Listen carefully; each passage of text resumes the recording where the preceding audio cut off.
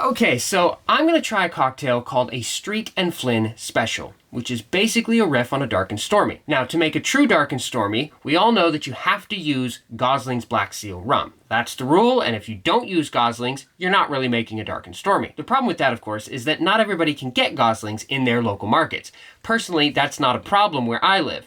But today's drink actually creates a very similar problem because it calls for a specific Jamaican rum that I can't find anywhere, and I would have to pay unbelievable prices to get it shipped to me from another market. Which brought up an interesting question. Is it worth paying through the nose, or is there a method that you can follow to find a substitute that is going to do pretty much the same job? It's just not going to carry the same name on the bottle. I'm not going to give you guys an exhaustive rundown on how to do that, but I am going to talk about it in the context of dark Jamaican rum. So, let's mix it up.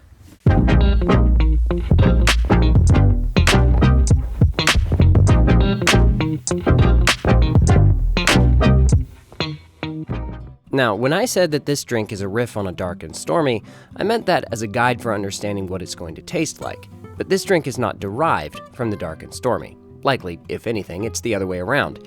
And this drink is a lot better in my view, due to having more flavor intensity and complexity, which is a good thing when you're pairing ingredients to dark Jamaican rum. Speaking of which, the rum I can't get for love or money is Coruba. So, how to go about choosing a substitute? Martin Cate's Smuggler's Cove is a good place to start because he focuses not on color, but on flavor through the lens of ingredients, production method, and aging. I have 3 quote-unquote dark rums here, but the way that they are made makes them almost completely different products with totally different flavors. Without getting into too much detail, today I'm going with the Myers rum over the Cruzan or Plantation, because even though all 3 are labeled dark, it's the only one made like Coruba, which means it's the one that's going to taste like it too, or at least closest. To assemble, combine in a shaker tin 1/2 ounce fresh ginger syrup, 1/2 ounce lime juice, 1/2 ounce allspice dram, also called pimento dram, and 1.5 ounces of dark Jamaican rum. Add a large rock of ice and shake the heck out of it.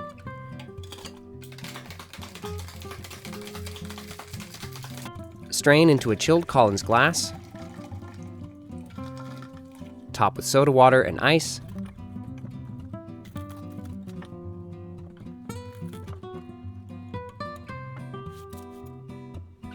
Add a straw. And that is the Street and Flynn Special.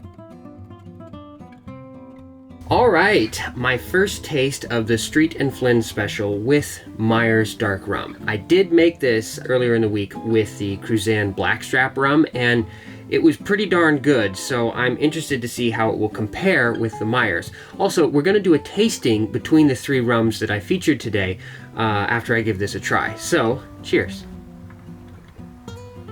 So it's got this really creamy texture. There's actually a pretty good head of foam sitting on top of the cocktail. But the first thing you notice is that punch of fiery ginger flavor. Like I said in the video, the ginger syrup that I'm using is made with fresh ginger juice and sugar. That's it.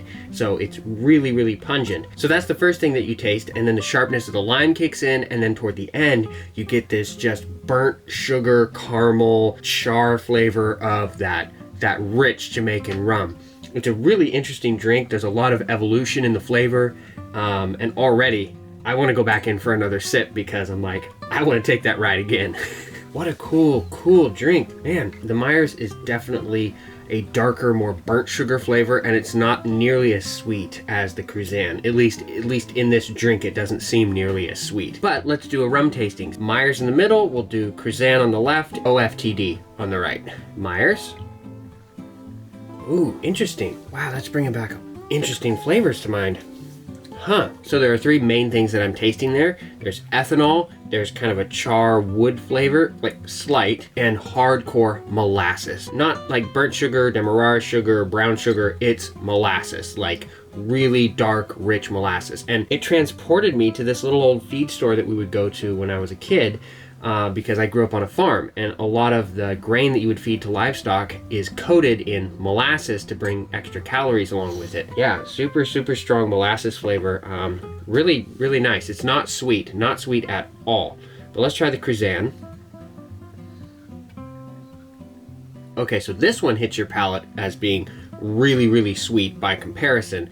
And it's not a molasses flavor, it is brown sugar. I know that brown sugar is just white sugar with molasses added, but it doesn't have the same smell and flavor. They are very different if you pay attention. And this one is sweeter, it tastes like brown sugar and some interesting spices on there. There was almost like a caraway seed kind of spice in that was really surprising. I didn't expect that. So this has kind of got more of a char kind of flavor. This has got a little bit more spice flavor. But now it's time to try the old-fashioned traditional dark. Oh my gosh. Woo! Good Lord, the proof on that is so much higher. And I knew that going in, but man, it slapped me.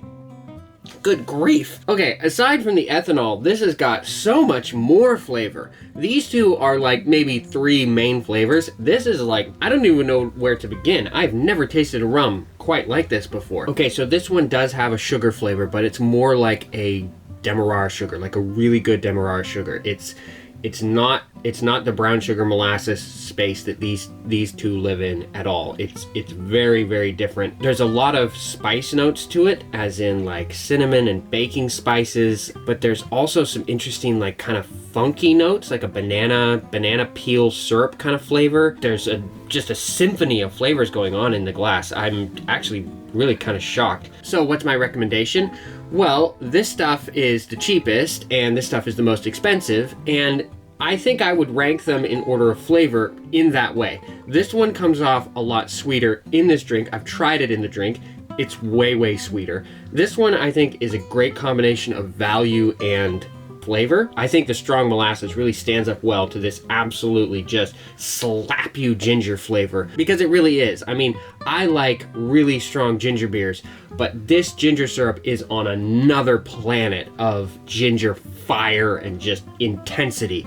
And so I think the Meyer stands up to it a bit better than the Cruzan, although it's not bad. I would totally happily drink this. I think the night that I made these, I had 2, so it wasn't bad at all. I really enjoyed it. This stuff might be a little bit too much for this drink, and I don't mean that the flavors would overpower the ginger or anything like that.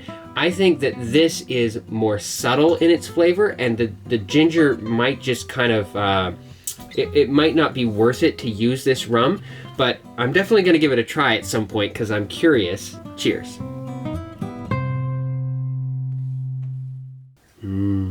Yummy.